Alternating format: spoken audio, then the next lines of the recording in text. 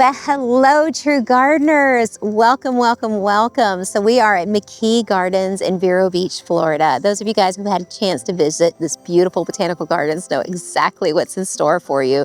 But tonight is a bit of a treat. Tonight we're here to look at the lights and the gardens and the majesticness of this jungle-licious place. I just am so excited to share it with you guys. Those of you guys who can't make this trip, hopefully this will kind of center in with what a tropical jungle environment does when you add Christmas lights and landscape lighting to it, and I think it's just going to be pretty awesome. So it's me, my son Bryce, which you guys know, his wife Marissa, and my husband, and we're just kind of doing a family walkthrough. But I thought, gosh, when I walked in here, I'm like, pull out the camera. We're totally bringing our true gardeners in amongst this beautiful scenery because I know that's right up your alley. All right, you guys, we are here right at the front entrance of McKee Gardens, and look at this beautiful, glorious tree. The moon is right above it. It's absolutely stunning, and what a nice welcoming to enjoy the gardens.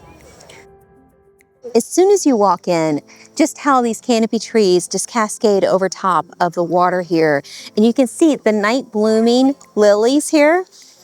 How gorgeous that is. Oh my goodness, it must be stunning during the day, but look how lovely the lilies are at night. And then going down through that slough, it just looks like old Florida to me. This is a Chinese fan palm, and this whole clustering right here to the back is a Chinese fan palm. What I think is so awesome about these particular palms, you guys, look how chunky and full this particular one is because it's in the sun, it's super happy, it's super dense and green. But then Bryce, if you go over to the one right next to us, you'll see that that one, look how stretched that one is. It's almost like it has, the limbs go all the way. I mean, each individual limb goes super far before it actually blooms out to a frond. And that's because it's searching for the sun. So it almost kind of gives it a different look. In the shade, with that long stem and then that flat frond that it bends at the end, I think that kind of gives it a really tropical look. So I don't know, I guess it depends on what your style is and what you like, but I kind of like the shady one, the stretched one best. Oh my gosh, that's the stone bridge. Now, do you know that that bridge right there, that it's been here since the beginning of the whole gardens when Waldo Sexton and Mr. McKee bought it? It was completely covered by vegetation. And then the landscapers were just hacking away with machetes, trying to get like it all cleaned out and hacked into the stone wall. Oh, yeah. And then they found out that it's a bridge. So I saw some lit up flowers over there, but this parrot right here, can you not see him in my garden? Set right behind my laquala, just kind of popping out and perching. Wouldn't that be awesome? Many of you guys have seen Chinese fan palms this size right here, and they will stay that way for a long time. But this is also a Chinese fan palm. It's his older brother. And you can really see when they're underneath the canopy of trees how well they spread. Look at just the stretch they offer. I think that offers such a tropical grouping. It's just so beautiful. And if you have the space for it, cluster a few of those together, put some taller ones in with some shorter ones, or if you're like me and you can't wait, put some kind of nice big chunky ones in, knowing that in the future you're gonna tuck some new little ones up underneath of it as it grows into this space because they make such a nice buffer, trying to give it a natural look, especially if you have a garden similar to my garden, which is pretty polished in some ways with your foxtails and your triangles, things that are very, just nice and clean palms. These kind of palms kind of offer a little bit of a rustic charm, but I think they give you that botanical look. So, and of course, it's nice to mix up frond textures. Check out these alocasias, Bryce. It's a little clustering of alocasias underneath these Chinese fan palms, and look how they do just reflect the light so gorgeous. I hope that comes across on camera because I think it's just so stunning right here on the corner of the bed. This is kind of like a finale of this particular bed, and I love how that shines through. You guys know that these stay generally a small size, and look how they kind of cascade down. This is perfect to have at the edge of a walkway path to kind of have it just fall over. They do a great job of kind of tucking in behind here, and then these kind of give you a little bit of camouflage from anything underneath. They're perfect ground cover for any kind of jungle. Yeah, so that's a plant that gets actually planted in the water. And then, in the upper part of the water. It's not down in the deeper part of the water. Yeah. And so only the roots kind of get nutrients from that, and the rest of it pops out of it. And like you could put that all on the top of your fish tank, and if the roots were in the water, it would just sprout out above it. Oh, Bryce, look at this angle.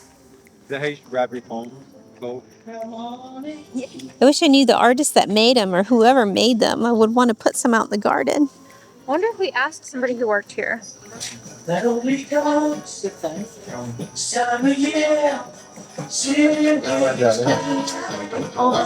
other side. This is hardware. Oh my goodness, that's for a giant door. That driftwood, that place we ate the other night had wood like stuff like this in the restaurant. Did it? And Waldo built it too. Yeah.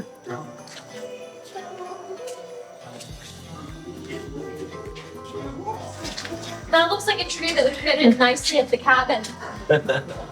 This is a nice kind of Christmas tree display without having to go for the typical Christmas tree. They even got like the stripes, like ribbon. Oh, they do. It looks so lovely.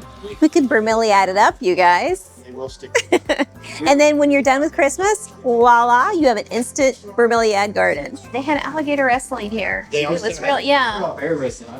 Well, I mean, kind of looks like it, doesn't it? Yes, so right here we have, it looks like the founders. So Mr. Waldo and McKee.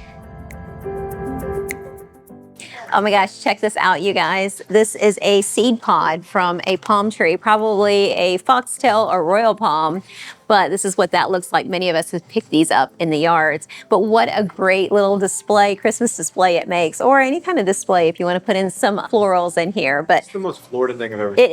it is so Florida. What a great way to utilize what nature offers and just add a little touch of whimsy with it. That's one of my favorite things about this place is they've really incorporated a lot of natural elements and helped create that whimsical feel of old Florida. So I found my future kitchen. Let's check it out.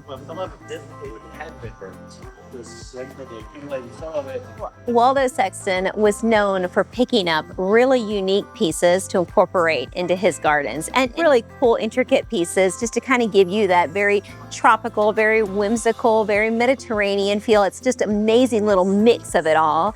And a lot of this ironwork and rock work, all that is replicated based on what he'd seen. And I just think that it really came together so beautifully. I mean, look at this coral stone. It's just absolutely stunning. I don't really capitalize on the amount of like raw materials that I have now. I'm looking at everything they create here and I just kind of toss it in the trash, but now. You're like, I've been doing this designing thing for so long. I've never even seen this. I've been doing this all wrong. So now we have some inspiration. We can use the seed pods and we can use a lot of the prawns for some really cool inspiration through the rest of our garden as some beautiful garden art.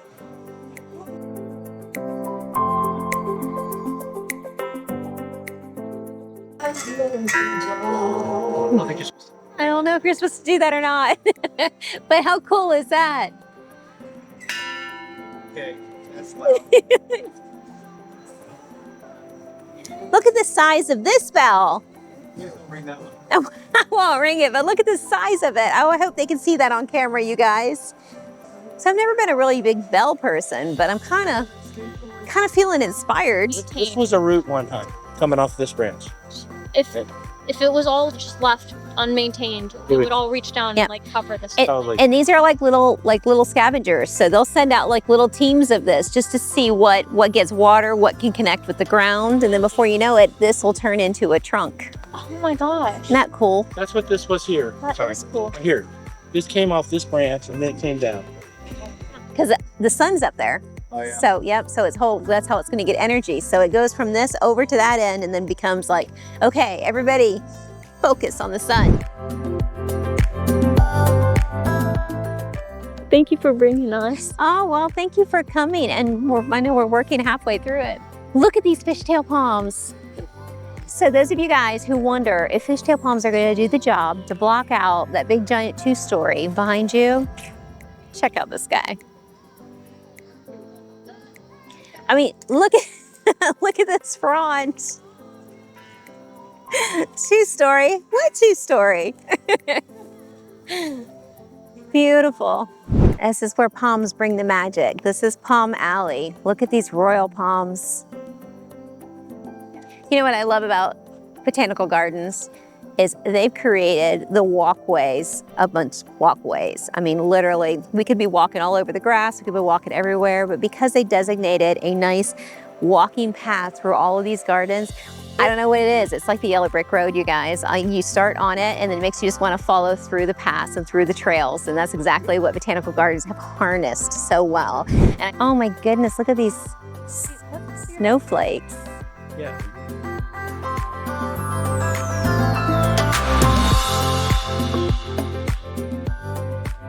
Waldo Sexton and Mr. McKee had planned on purchasing this place. I think it was 80 acres. It was a huge area.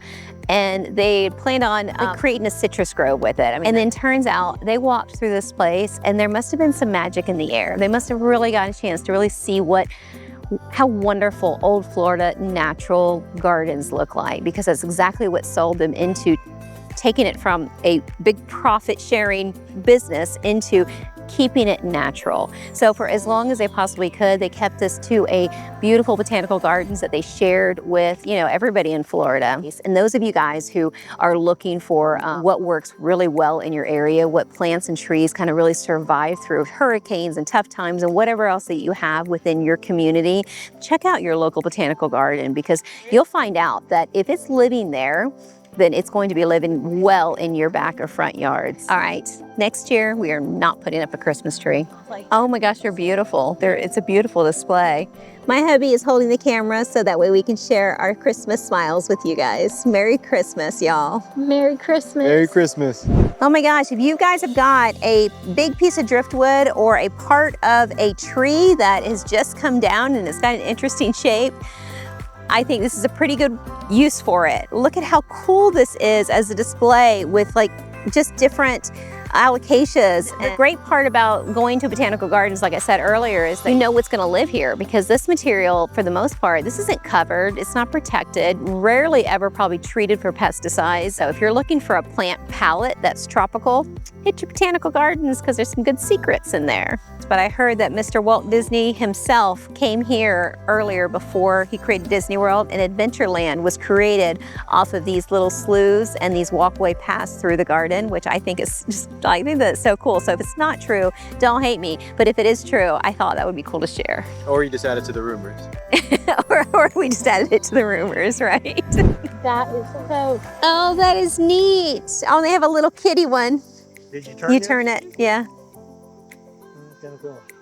That's it. I used to buy kaleidoscopes for kids when they were little. I had a kaleidoscope. It's kind of cool how this is all focused on this one little area though, isn't it neat?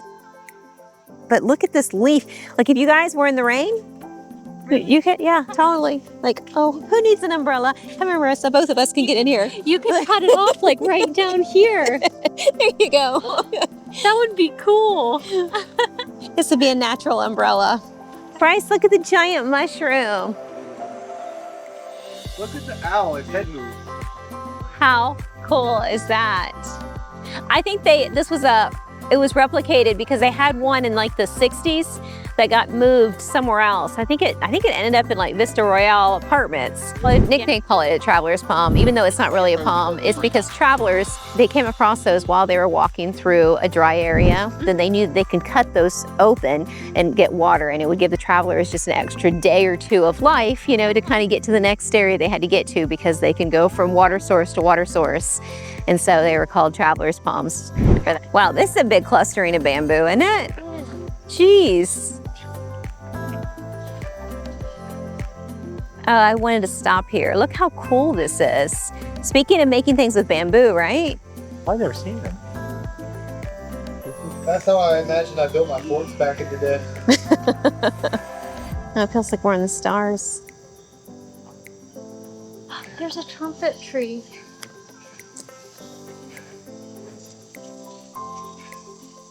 Yeah. Uh-huh. What I learned when I was down in Columbia? Columbia, anybody? well, yeah. Look how pretty that is. It's like your tree. It is. Oh, they put it on a big tree. No way. Huh.